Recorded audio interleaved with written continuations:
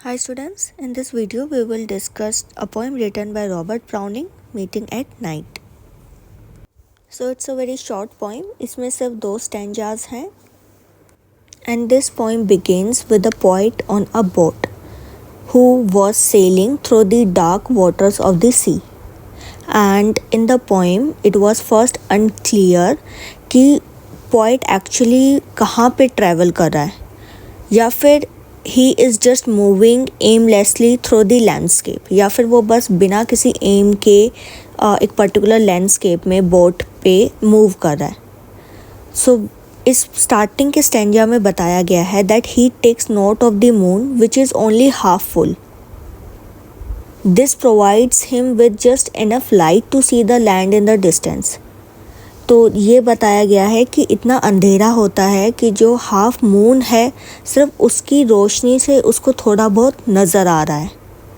सो इस particular line से हमें पता लगता है कि पोएट कहीं रात में ट्रैवल कर रहा है and it is not enough for him to make out any distinct features. और इतने ज़्यादा अंधेरे में उसके लिए पॉसिबल नहीं है कि अच्छे से उस लैंडस्केप को डिस्क्राइब करे.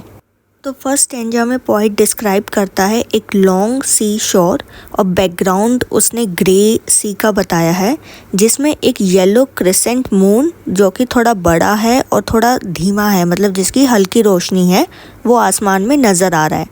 लेकिन वो रात का समय होता है लेकिन फिर भी वेव्स, मतलब समुद्र की जो वेव्स हैं वो फिर भी पूरे अपने जोर शोर से चल रही हैं और धीरे धीरे ऊपर की ओर उछल के फिर से समुद्र के पानी में मिल जा रही हैं. तो यहाँ पे पोएट कहता है कि there is a farm house at some distance from the sea beach. So in such romantic background the lover goes to meet his beloved in that farm house.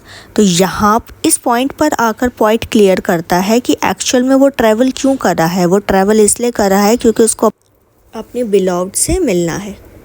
अब फर्स्ट स्टैंजा की last line में poet कहता है as I gain the cove with pushing prow and quench its speed i' the slushy sand. तो यहाँ पे कॉफ का मतलब है एक छोटा सा कोस्टल बे.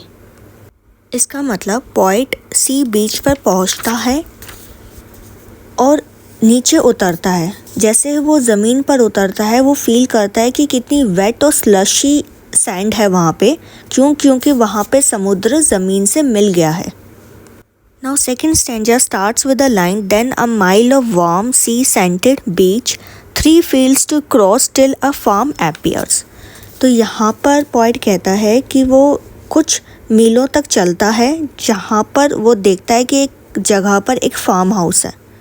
सेकेंड लाइन है 3 fields to cross till a farm appears. तो ये जो पर्टिकुलर फार्म है जहाँ पे इसकी बिलोव्ड रह रही है तो इस फार्म तक पहुँचने के लिए उसको 3 खेतों को पार करना पड़ेगा, 3 fields को पार करना पड़ेगा.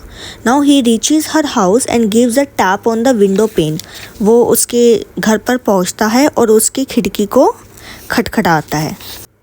And blue spurt of a lighted match and a voiceless loud through its joys and fear, then the 2 hearts beating each to each. तो इन लाइंस का मतलब है कि जैसे ही पोएट उसकी खिड़की को खटखटाता है हर बिलोव्ड लाइट्स द लैंटर्न. वो लैम्प जलाती है. तो it is silence everywhere so that the lover can hear even the scratch of the matching for lightning the lantern. चारों तरफ इतनी ज़्यादा शांति है कि जैसे उसकी बिलोव्ड उस लैम्प को लाइट करती है तो वो जो मैच बॉक्स की स्क्रैच की आवाज़ है वो पोएट दरवाजे के बाहर खड़ा होकर भी सुन सकता है. उसकी बिलोव्ड दरवाज़ा खोलती है और वो खुश हो जाती है और पोएट को वेलकम करती है. Now the last line means the 2 hearts meet and start beating with the joy of love. So the poet and the beloved, they both meet in secret in this final line.